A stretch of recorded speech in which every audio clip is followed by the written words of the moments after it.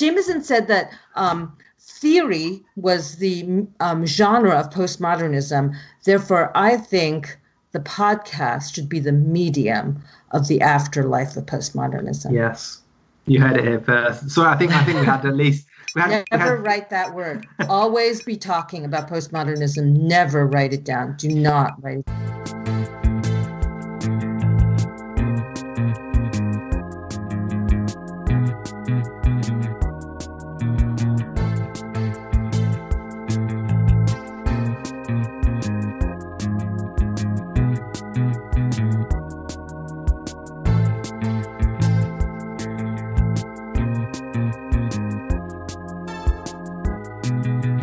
Welcome everyone to Alpha Bunga Bunga, the global politics podcast at the end of history. Today we're talking about postmodernism. So in Frederic Jameson's classic 1984 essay, Postmodernism or the Cultural Logic of Late Capitalism, he states that every position on postmodernism in culture, whether apologia or stigmatization, is also at one and the same time and necessarily an implicitly or explicitly political stance on the nature of multinational capitalism today. That's really wordy. I hope the rest of this is a lot more fluent than that was. So anyway, logically, we could look at the culture of the past 40-odd years and conclude that it's mostly shit. We don't like the nature of multinational capitalism, therefore we don't like postmodernism, and vice versa. Postmodernism in culture is characterized by a decentered and fragmented self, depthlessness or superficiality, and a loss of historicity, so that everything is new but nothing seems new, that change has no direction, it's just all a load of meaningless flux. So consequently, this would mean that we think that neoliberalism or post-Fordism or late capitalism is also shit. That what we have now is not progress but regress. We've got an unserious culture, dead politics and regressing living standards, and in grander terms, a world out of conscious collective human control. But Jameson also encourages us in that famous essay to be properly dialectical about this cultural development called postmodernism. So, and I'm quoting here, Marx powerfully urges us to do the impossible, namely to think of developments positively and negatively all at once, to see capitalism as the best and worst thing to ever happen to humanity, to see it as catastrophe and progress all together. I think generally that's a good attitude. So again, quoting Jameson, can we in fact identify some moment of truth within the more evident moments of falsehood of postmodern culture? Is there anything good that we can take away from postmodernism? Now, at the end of history, what is that legacy? And actually, how we even left postmodernism? So, I'm Alex Hochuli, I'm in Sao Paulo. We've got Ben Fogel, who's in Rio, ever itinerant Ben Fogel. We have Phil Cunliffe in Canterbury, and we have George Hoare in London, who I'm going to pass over to now, who's actually in the same room as our guest today, who's a return guest. Very happy to welcome back Catherine Liu. George. Yeah, thanks, Alex. It is quite unusual that we have more than one person in the same room whilst recording this podcast. It's quite a lonely experience. Exactly. So just to say that we're listening to our listeners, we're populist, at least in that sense. This is a suggestion from one of our listeners to tackle the idea of postmodernism and its political consequences head on. So I think I'm a good host for this particular episode because I'm fundamentally skeptical. Because you're a postmodernist. No, precisely the opposite. I'm fundamentally skeptical of the idea that you can have an interesting conversation about postmodernism. So here to prove me wrong is recidivist, so repeat guest Catherine Liu, who's professor of film and media studies at UC Irvine, to talk to us about postmodernism. So hi, Catherine. Hi. So yeah, just to get us started, to quote again from the endlessly quotable Jameson. So this is this famous book that Alex referenced, so Postmodernism or the Cultural Logic of Late Capitalism. So he starts off in quite strident terms. So quote: "The last few years have been marked by an inverted millenarianism in which premonitions of the future, catastrophic or redemptive, have been replaced by senses of the end of this or that, the end of ideology, art, or social class, the crisis of Leninism, social democracy of the welfare state, etc., etc. Taken together, all of these perhaps constitute what is increasingly called postmodernism. The case for its existence depends on the hypothesis of some radical break or rupture, generally traced back to the end of the 1950s or to the early 60s. So just to set this up a little bit, the end of history, have we reached a stage or a situation where going back to this very influential book of Jameson's is a good place to start, Catherine?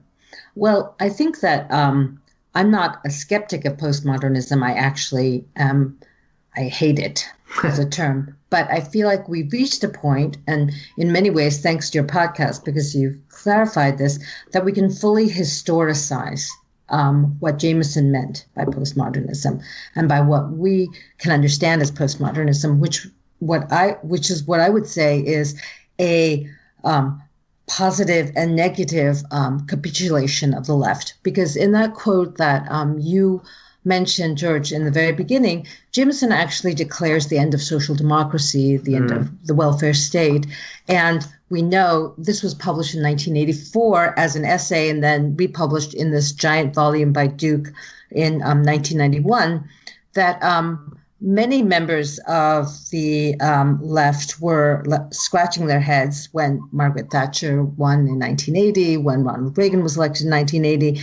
And I've gone through this before, but I think that it's hard not to see in Jameson's declaration of the end of social democracy a kind of celebratory attitude as well, that we're going to be liberated from this kind of class reductionist leftism to what he's going to think of as a novative cultural logic. And we can see that the capitulation of the left and its inability to actually understand what those defeats meant, have delivered us today too. And I think that one of the virtues of being leftist today is that we can look at this in a self-critical way. Because first, I should say that I was in graduate school when this came out, and I feel like I'm doing my penance because I totally parroted these lines. Like, I talked about this thing that he talks about called high modernism, which is ridiculous. Nobody calls anything high modernist. None of the modernists called themselves high modernists, and what is low modernist to begin with. So I just want to focus on Jameson's reading of Charles Jenks's Postmodernism, which declared the beginning of postmodernism in architecture in 1972 on July 15th, when the Pruitt-Igoe housing projects were dynamited. And that was a really tragic event because these housing projects were built in 1956 in a way opened in 1956, and African Americans in St. Louis were really happy to live in these new modernist high-rises.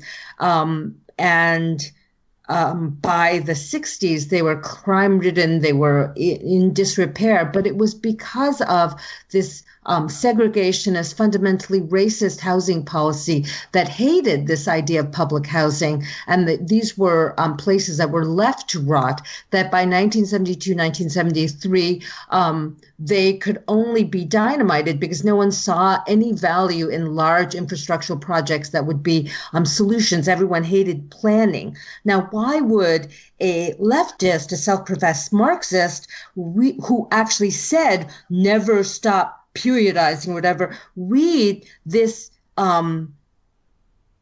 event in history purely through the eyes of a reactionary architectural critic, Charles Jenks?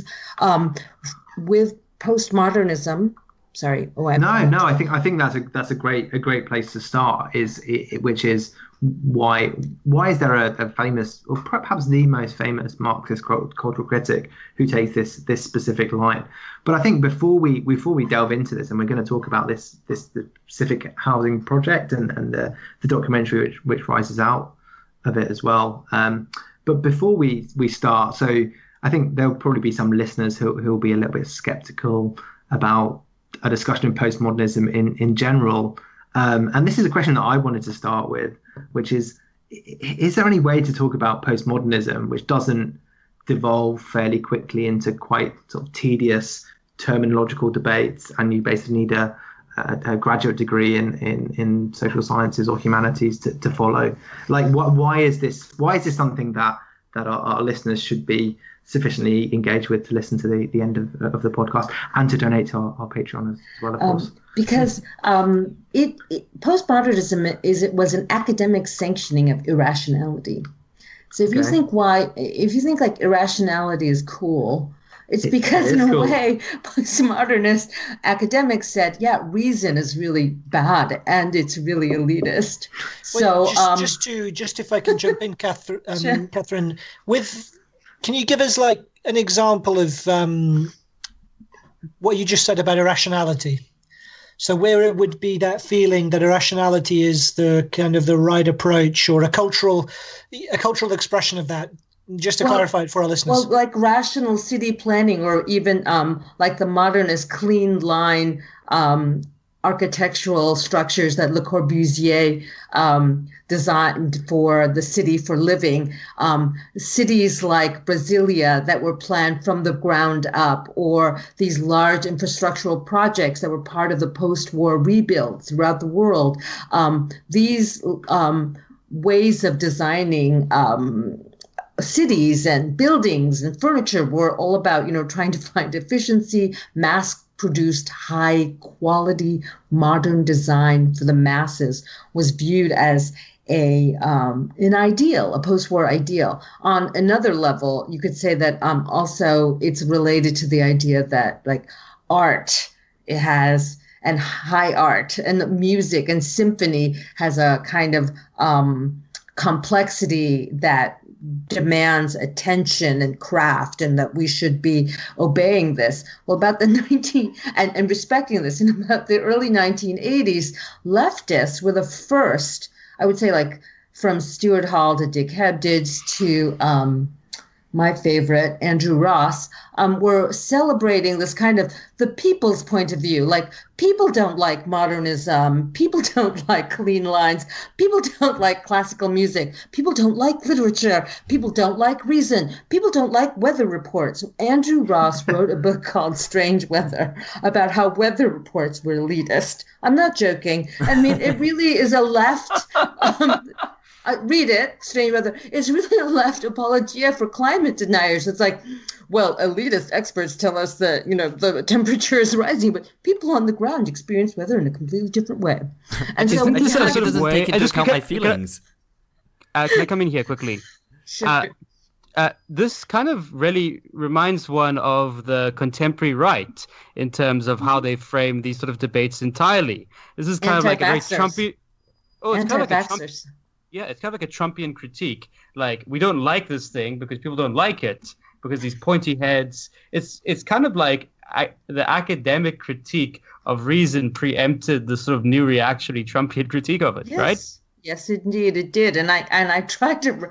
I wrote about this in 2011 in my book, and I talked about billionaire populist Ross Perot.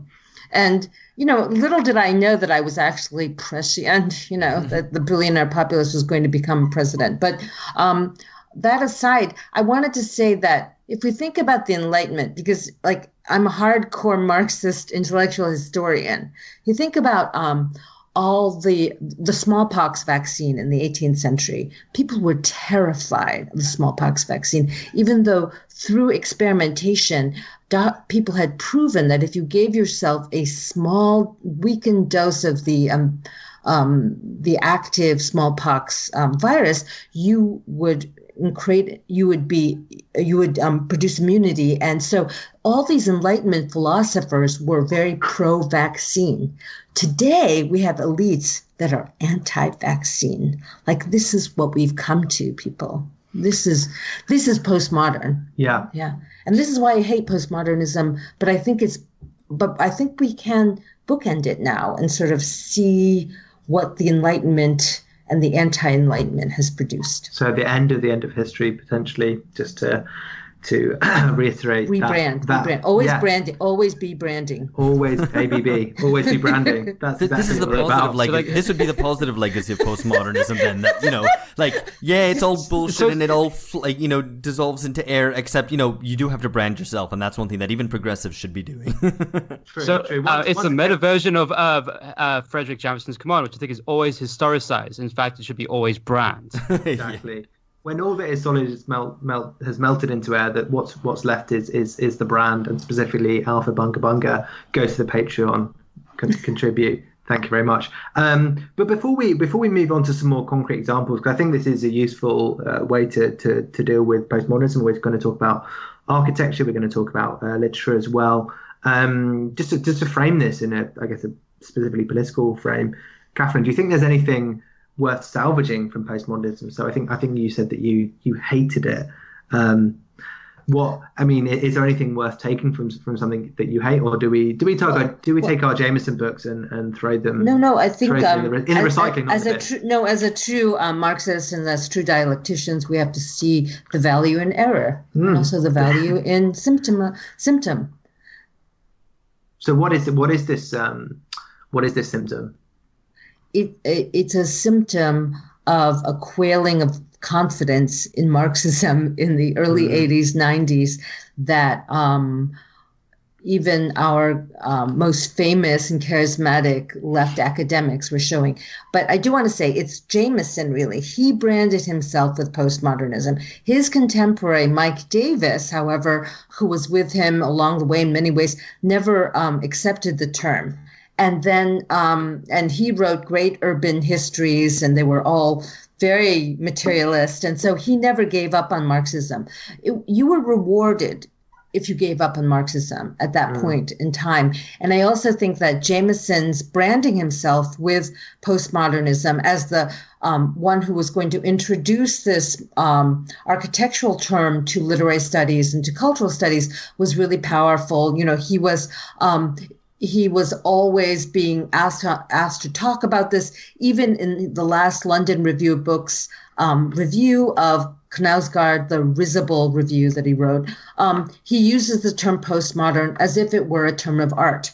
And I suppose that during that time, because I lived it, because I'm old enough to have lived it, if you were against postmodernism, you were seen as a fuddy-duddy and a horrible Kantian or something like that. So it was cool to be postmodern. And I'm not saying very many things to redeem it, except to say that the historical understanding of postmodernism as an inheritor of a kind of weak left counterculturalism that boomer theorists cloak themselves with, that's very important for us because we should not commit this error again. So I don't think we should ever write about postmodernism. I don't think we should commit this word to writing any longer. It should become part of oral and folk culture, and it should only be spoken about in podcasts. Yes. But wait. Because Jameson said that theory was the genre of postmodernism. Therefore, I think the podcast should be the medium of the afterlife of postmodernism. Yes. You heard it here first. So I think we had at least never write that word. Always be talking about postmodernism. Never write it down. Do not write it down. Do not even type it. We had at least two people who wanted a question here. Yeah, I wanted to jump in just to clarify. Then, are you're criticizing Jameson, or you're saying you disagree with what he wrote in that article, or you're saying he helped precipitate precisely what he was criticizing? I'm saying that he used the term as a kind of, in a vague enough way that it appeared completely new to cultural studies, literary studies, and people who are outside of architecture. He decontextualized it in a very postmodern way. He appropriated it, and he instrumentalized it within the field of literary studies and cultural studies, and he was very effective. But I don't think it actually holds any historical water. I don't think it holds very good political water. I think it's actually a reactionary term, and it's useful for us to see how successful he was in his deployment of the term, and how how popular it was among academics. It definitely had an audience there. But I think was that Ben, big enough? No. I think Ben had a question here specifically about the afterlives of postmodernism and that academic context that you just touched on. So I think, well, whatever it was branded as, because in a lot of academics were branding it as many different things, French theory, post-structuralism, or postmodernism, the kind of moment of the sort of irrationalist craze in the late 80s and 90s is kind of over. Derrida, Baudrillard, and others are kind of like names of the past, right? These are not exactly the hip theorists right now, but I feel the cultural and political impact, particularly within the academy, has had several afterlives which are worth deframing. It's sort of like it fits in kind of with a change and increased specialization in terms of disciplinary boundaries, in terms of focus on small things within the academy, the resistance to sort of framing big ideas or debates, which is actually spread to political movements. I'll just give you one example. When in Black Lives Matter, some factions within it, particularly those associated with what is now called Afro-pessimism, always framed the languages of black bodies instead of black people. And that comes straight out of the legacy of postmodern theory, or whatever you want to call it. What do you think of these sort of afterlives, and how should we think about this as something which has not just in terms of its branding, but has a more profound impact? Well, so I was kind of being facetious, but I do think that it was a powerful actual Cold War project to suppress any discussion of class contradiction. So you could say that the anti-dialectical Hardenegri types and Deleuze and Black Lives Matter and those kinds of things who use difference versus contradiction to promote a kind of a politics of affect, let's say, that kind of thinking continues the work of Cold War anti-Marxism. And people are attracted to it. Liberals are attracted to it, and transgressive academic radicals are attracted to it, because what it does is actually make fun of collective work, social democracy, planning, solidarity. It kind of all makes fun of these old school Marxists who are seen as old fashioned, deeply invested in class identity. And this is why, because since 1980, the professional managerial class, of which we are all members, like of different strata, has completely triumphed over the working class. And Jameson's class status and the class status of the theory stars is what actually needs to be obfuscated. And what they've done is trivialized academic and intellectual life, and they've destroyed it for the next generations by making everything precious and gestural and baroque. So we see this. They wanted to usher in an era of Baroque decadence, if you like. This is a really interesting point around this postmodernism as an alibi for the end of class, and this boomer managerial class being triumphalist. But to move on to specific examples and to get a bit more into the Sorry, George. Let me just jump in, because I did want to push back on something earlier before we move on to some of the more specific cases. Oh, okay, fine. Fill your boots. Go on. So, Catherine, that was really good, and I mean, don't disagree with any of your characterization of postmodernism. I mean, in terms of the way that you evaluate it, but I'm still a bit unclear. I mean, are you against postmodern? You're obviously against postmodernism in any normative sense, but are you against it in a descriptive sense? I mean, do you think that the term postmodernism is a useful category? And do you think that people like Jameson, when they described these developments, were being accurate in terms of developments in culture, at least, even if maybe they weren't extended to society as a whole? That that the term postmodernism does accurate is a good descriptor for developments in culture, looking at flux and depthlessness and all the kind of typical characteristics, whether you take it in literature or architecture or wherever. All right, so it's only useful within architecture and design for the revival of decor and the private home as the greatest ideal of architecture rather than the housing development. So you could think of the revival of decor, the revival of the irrational Chippendale top of the AT&T building, Jameson's description of Frank Gehry's home in Santa Monica as postmodern versus the Pruitt-Igoe housing project, which he doesn't even bother to mention, but he just alludes to. That kind of opposition is very useful within the history of architecture.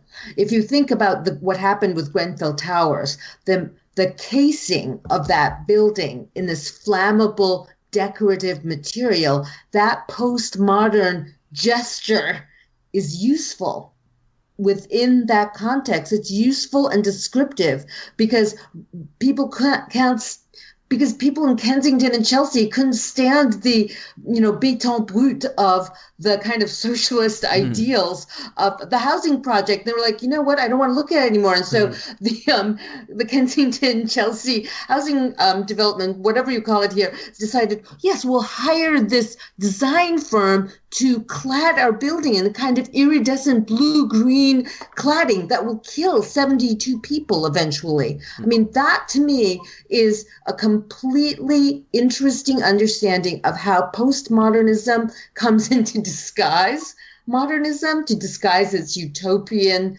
aspirations within architecture, the irrational decor of it, its cheap gesture. Okay, but don't you? I want to. Surfaces kill. Surfaces, superficiality. Let's not actually renovate the building. Let's just put it in some. It's a great metaphor. It's a great metaphor, and I think I'm definitely gonna use it. I suppose, but I wanted to. They didn't. Postmodernists. I mean, I'm all for criticizing them, but they aren't responsible for the left's defeat. I mean, the left was defeated. And postmodernists might have kind of ornamented that defeat, as you say, but the left was responsible for its own failures, surely. Let me just add to that as well, because doesn't it rather undersell the actual transformations that are described as postmodernism by just saying, well, it was just because left intellectuals abandoned Marxism. Like, there's a bigger world out there than just merely what happens in the academy or in the intellectual world in terms of these real transformations. Okay, so rather than engaging with real transformations like the miners' strike or the air traffic controller strike, we engage in culture. So we turn away from labor. I'm not saying that, Jameson defeated the miners. No, Thatcher defeated the miners, but there's an apologia, and even uses that word like, oh my God, we could be sad about the demise of modernism. We could use it as an apologia, but it's a hedging and a fudging, and it's a non-combative way of looking at our defeats. Like, if you're defeated, you shouldn't be celebrating like decor or saying things like, well, it's both positive and negative. If you're defeated, you should be fighting, or you should be saying, we're defeated, like, let's come up with a new strategy, political strategy. Was it really a new political strategy? No, I feel like it was a pseudo-populist pandering to the alleged tastes of the people. So picking up on this point about the alleged taste of the people, and to move, I guess, more into specific examples and some cultural products that we can interrogate to get a bit deeper into postmodernism. So Phil, you had a question about literature with a capital L. Yeah, I can't believe you said cultural products, because that sounds so postmodernist right there, you see. It's literature with a capital L. That's Adornian. No, that's Frankfurt School. Oh, I stand corrected. Though I have to confess my ignorance and general suspicion of Adorno, but that's a different debate. So I wanted to flag up something you mentioned, because you specifically wanted to talk about Frederic Jameson's review of Karl over Knausgaard's epic cycle of books, My Struggle. Now, I haven't read them, though I'm very intrigued by everything that I've heard about them. I've had friends, colleagues who've read them and say they're completely gripping. But Jameson wrote a review recently in the London Review of Books of Knausgaard's cycle. And I read it, and it's very interesting. The review itself is interesting because it's the way in which he writes about this cycle. And I wanted to ask you, because you had some thoughts about this review and also about Knausgaard as well. Okay. So I was really appalled by the review because I don't think it really offers us anything insightful about Knausgaard. And maybe it's the perfect postmodern review because it's descriptive, it's decorative, it's placed in pseudo-dialogic, it plays with the form. I'm just very interested in why the LRB asked Jameson to write the review and why it gave him carte blanche to write it in this way. Because in my view, and I've not written about Knausgaard, I'm not sure that I would, but I've been trying to write my own memoir for years now, is that I feel like, especially in volumes 1 and 2, it's an account of a huge crisis in masculinity in the post-industrial world. I mean, Knausgaard, Jameson makes it sound like it's very glib and superficial and it's just about people getting mad at Knausgaard for writing about himself. There were real consequences to, let's just say, it's a really great account of a very brilliant young person's emergence into culture in a provincial town in Scandinavia, from a working class family, a family that's completely Philistine, who moves up through some kind of social mobility and gains contact with cultural elites. And his anger and his rage about his alcoholic father, who literally dies in a pool of his own shit and vomit in their house, and his rage against globalized taste cultures and imported Italian food in Stockholm is so real to me and so intense, because I come from a family that also has no idea what I do. They don't read books. And for us, and I feel like I'm a few years older than Knausgaard. I'm obviously not a man. But I feel like that sense of betrayal that happened in the 1970s when deindustrialization dashed all of the utopias of our youth and created like this consumer culture, that really like profoundly rocked my generation.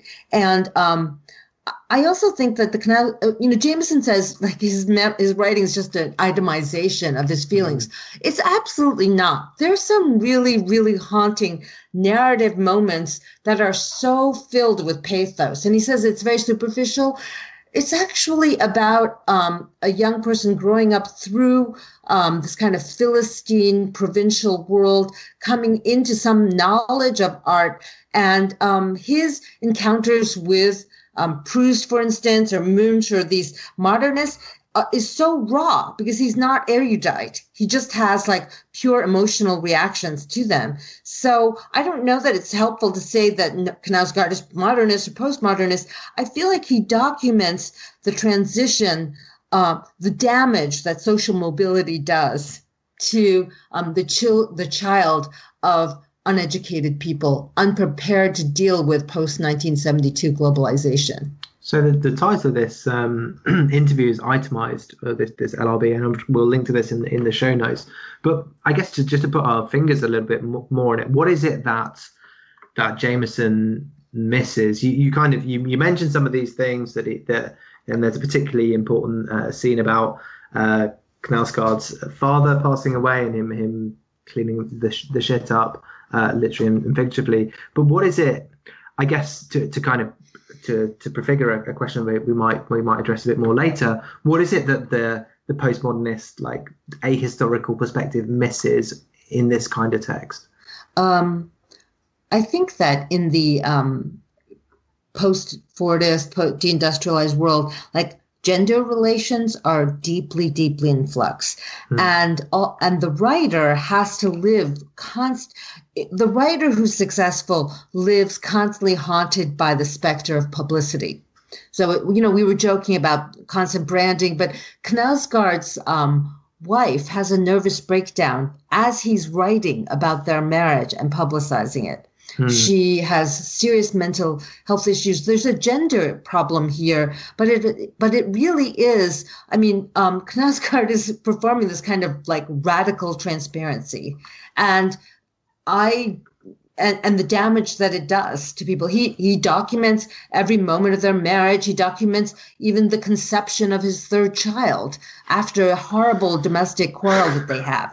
I mean, there are incidents here that I don't think you can be reduced to like a shopping list itemization. One of my favorite moments about the crisis of masculinity in the post-industrial world, which I totally loved because I took my son to these little like mommy and me music classes, was that in the Scandinavian world, fathers have to take paternity leave and mothers get to go back to work, right? So Knausgaard had to take one of his little babies to a music mommy and me melody group. And he's there in a rage, like lusting after the little the musical teacher. And he's got this like infant in his lap, like doing like, the wheels on the bus go round and round, or whatever song they're singing in this, this ritzy Stockholm mommy and me music class. And he's like, he has the hots for teacher.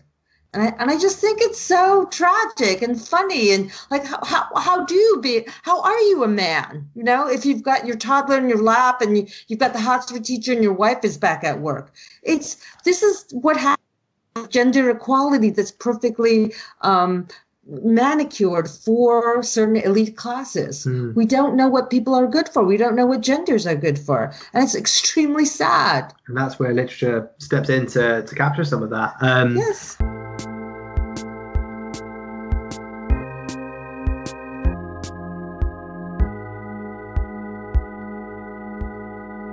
But to continue the conversation, moving from literature to architecture, because we're obviously a very erudite podcast in general.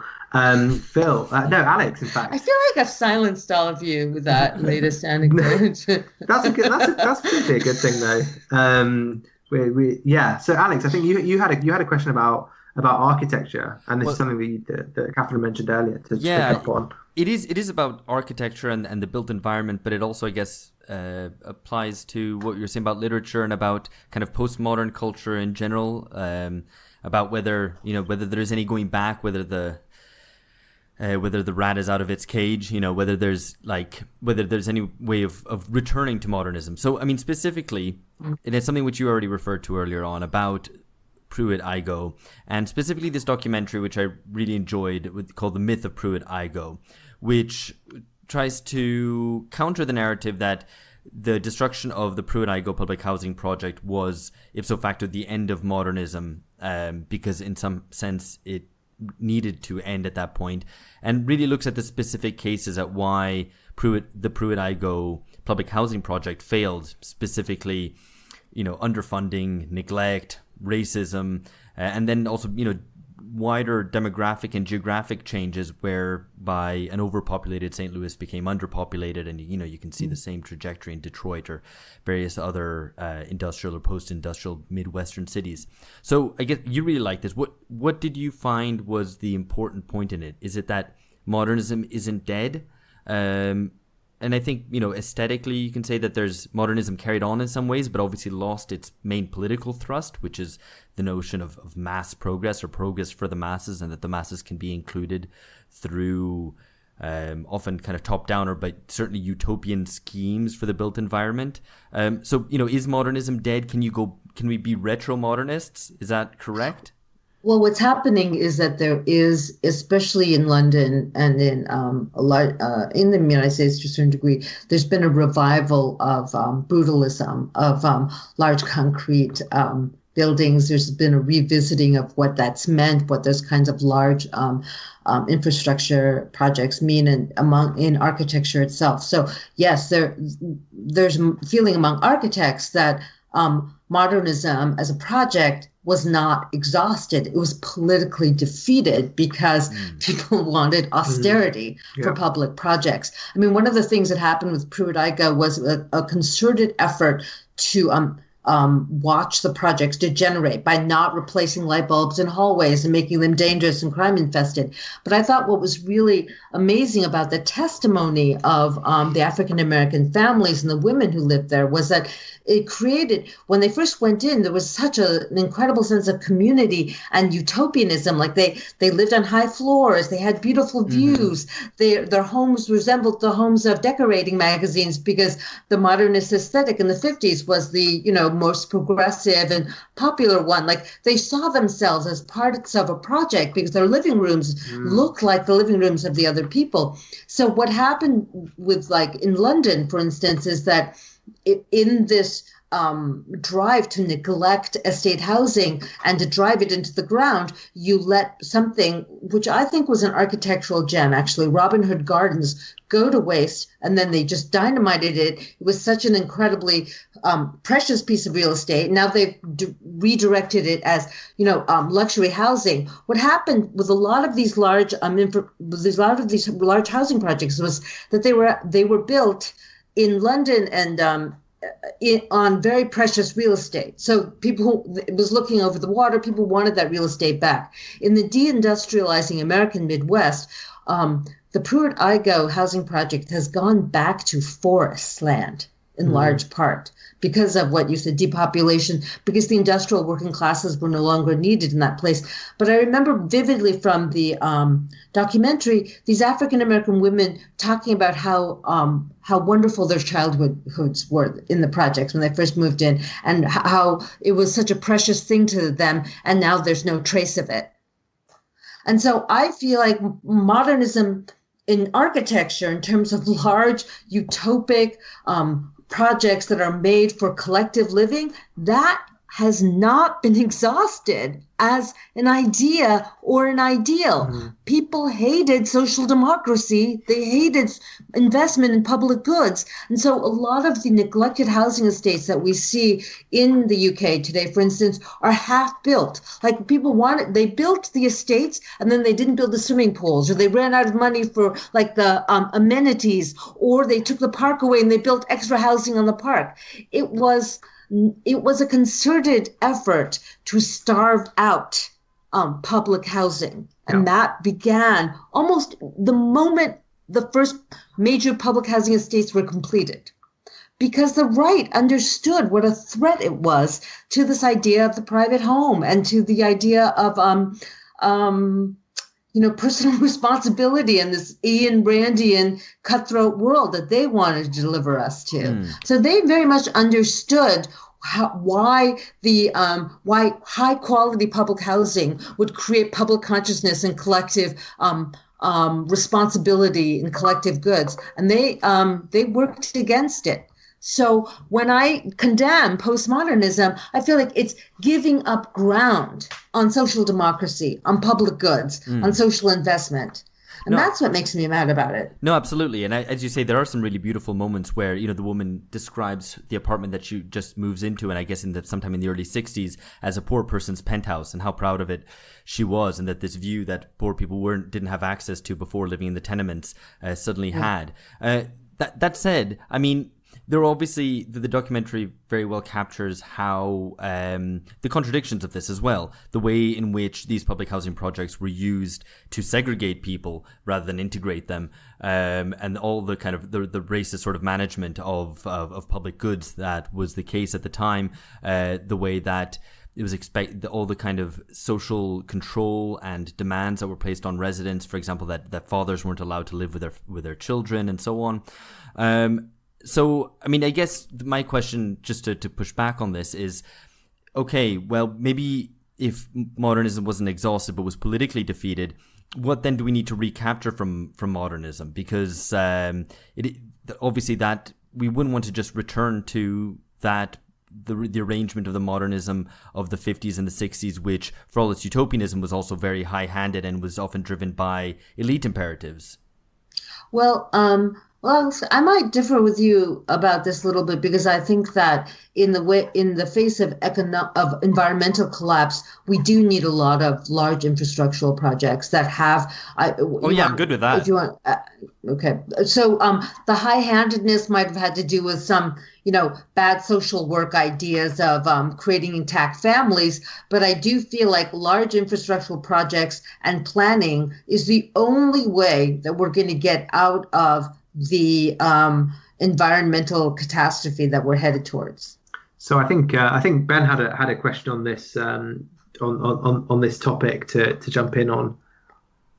I think one of the more damaging effects, and again, when I spoke about afterlives, I think this has been a general cultural effect of this moment, is a sort of hostility to history, and this goes in the sense of historical consciousness, in having an active participating engagement with history as a collective project of, in the case of a country like South Africa, nation building for whatever its problems, or in the case of having promoting some engagement with the past as part of a collective project going forward.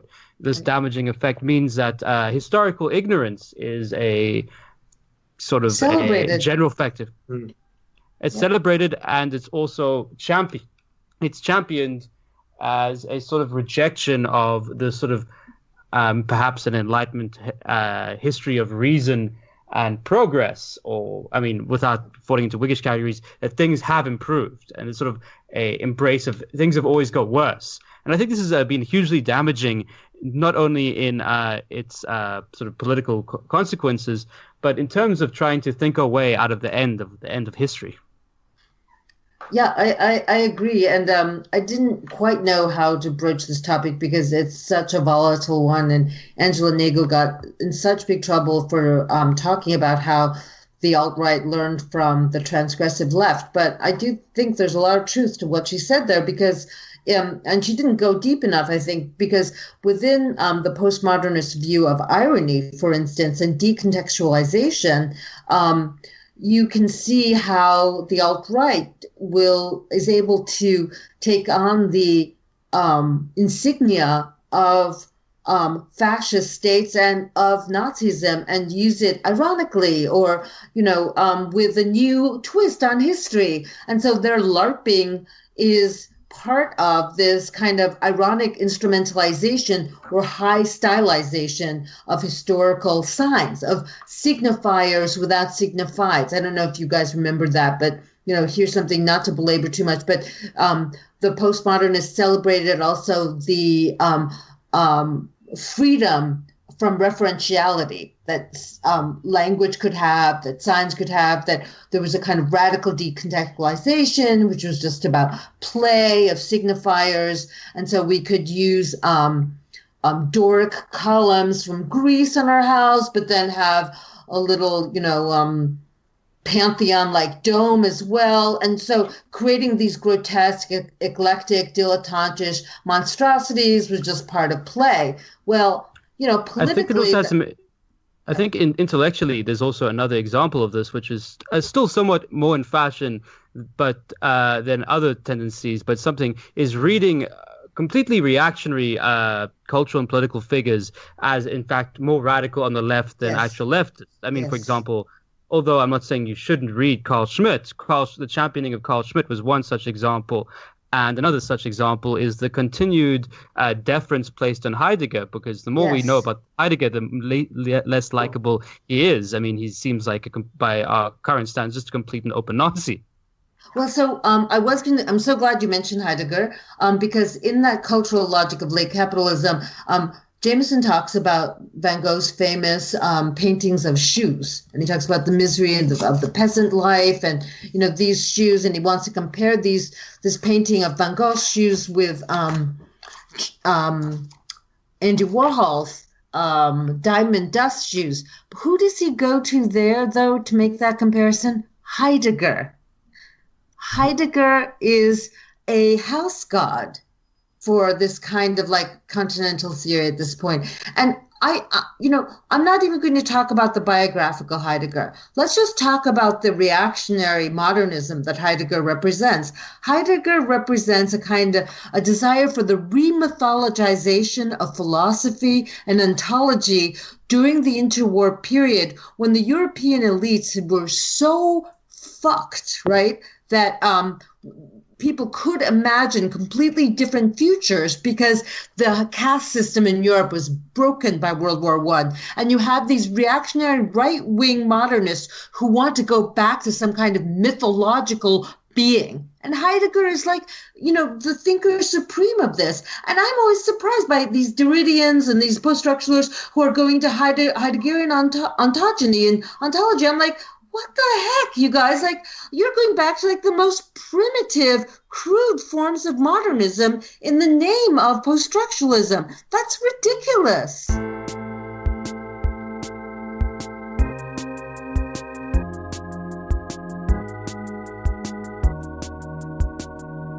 But I think as the way that you put it in terms of foregrounding the question of rationalism or anti-rationalism is right, and does bring us back to what is important about all this, and not just about in terms of the periodization, but that in fact this rationalism and anti-rationalism is a thread that runs through modern European history, and postmodernism is one example of this irrationalism at a very late date, if you would. You could say that Heideggerian remythologization is also a kind of reification of irrationality. Like, one of the great things about Marx and about Freud is that for political economy on one hand and Freud for the unconscious on the other, they said there's a reason. We can deduce certain laws and universal principles about these things. And the postmodernists were like, nope, that's a grand narrative. Nope, we don't like those things.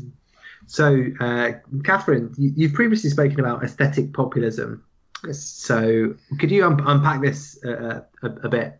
So that was also one of the. So I'm going to contextualize Jameson, for instance. That was also one of the great breaks within postmodernism and postmodernist theory and cultural studies, was that they were fighting against these, let's say, like right-wing William Buckley, Alan Bloom types who wanted to create cultural hierarchies. Like, there's finer literature, there's the finest literature, there's mediocre literature, and postmodernist aesthetic populism would say, the popular is the good in some sense. Mm. So that is an overturning of categories or Kantian regimes of judgment that did seem to be liberating, but liberating in a very constrained cultural domain. What do you think's been the consequence of that? I mean, do you think we're living in the shadow of the success of that idea, where basically there's no real distinction between high culture and low culture? There's there's a general diffusion. There's a general eclecticism, a general non-differentiation. So, like, Instagram art is art. Yeah, I don't think it is, but but it's art. It's better than Tumblr poetry. Tumblr poetry, right? But I do find those effects of non-differentiation. This is where I get more Frankfurt Schoolian.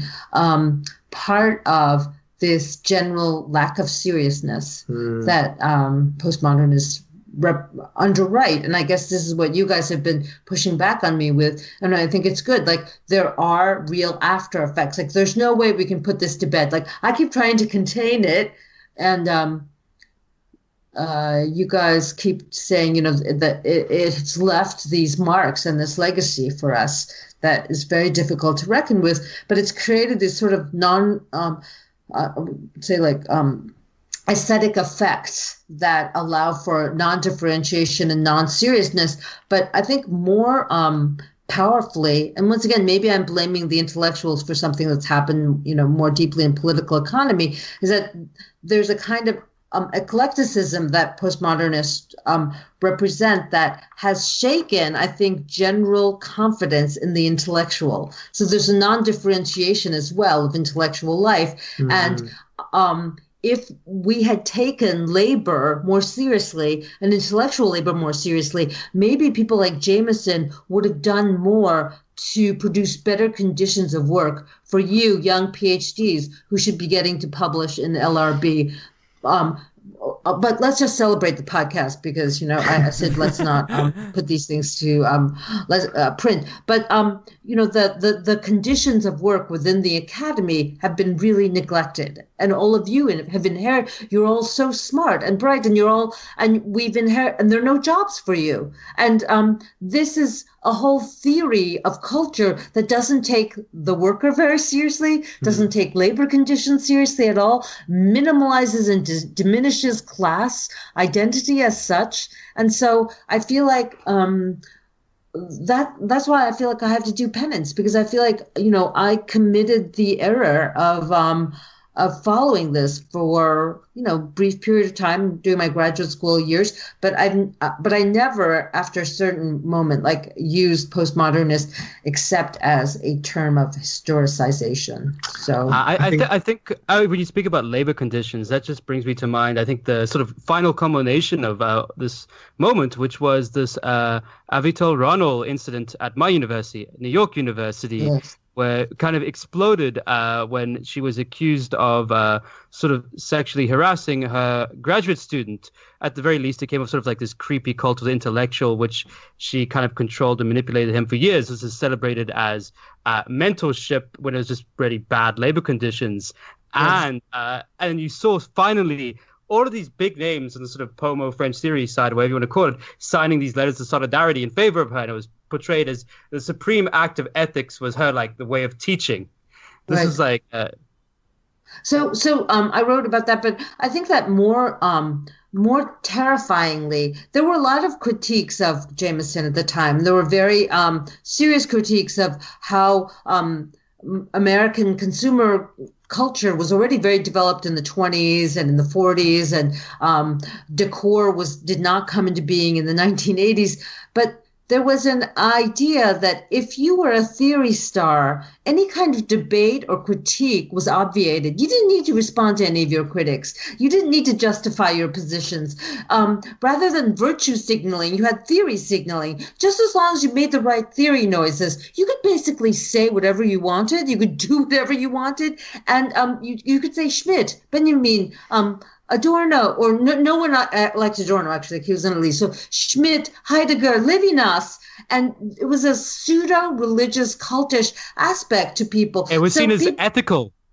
Oh, yes, they loved ethics instead of politics. So there's a certain kind of adulation of the star that is very non-critical. And I think that when you have an academic and intellectual sphere or a public sphere where contradiction and critique don't mean anything at all, then there's like a trivialization of the entire project of what we do. It's telling, I think, that, there's no one out there defending cultural judgment. An old form of elitism just isn't there. And a good point that Ben made earlier is precisely that the irony of this is that it's now the populist right who are attacking cultural elite, who are, liberals, for being elitist and pointy-headed intellectuals, when it is precisely them who have been the populists in the previous round of things. They're the ones who have tried to make culture accessible and popular and been very populist about things, breaking down all sorts of boundaries and not making any sorts of differentiation, which is, exactly how you spoke about. And I guess Jameson kind of foresees this or already refers to it in the terms that he talks about critical distance and the lack of critical distance that postmodernism has, so that in our times, cultural production is entirely wrapped up with the market, that everything is entirely commodified and there's nothing to be found beyond it. And that kind of breaks down all distinctions. And I guess this would be the argument about postmodernism being something more fundamental than merely just left intellectuals abandoning Marxism, but that something more fundamental has transformed. Right. So just to bring this, just one example, I think, which is this entire co-optation of any sort of autonomous culture by the market is, Kurt Cobain killed himself because he realized he couldn't be a rebel anymore. And that was 25 years ago. He realized that everything he would do, which is supposedly rebellious, was already part of this system. So where does that leave us as a final question? Can there be a genuinely rebellious culture anymore, or has postmodernism been successful and wiped out the possibility of any autonomous culture? I think we've overestimated the political value of rebellious culture. I think we're at a time when we need to be better members of the professional managerial class, real socialist, committed members of the professional managerial class. I want us to be truly responsible bureaucrats, like with party discipline, who are able to execute goals on large scales. Like, fuck cultural rebellion. Hear, hear. What a yeah, great note to finish on. So just to say thank you so much to Catherine for coming on. Thank you all again, for traveling all the way to the UK specifically to record this podcast.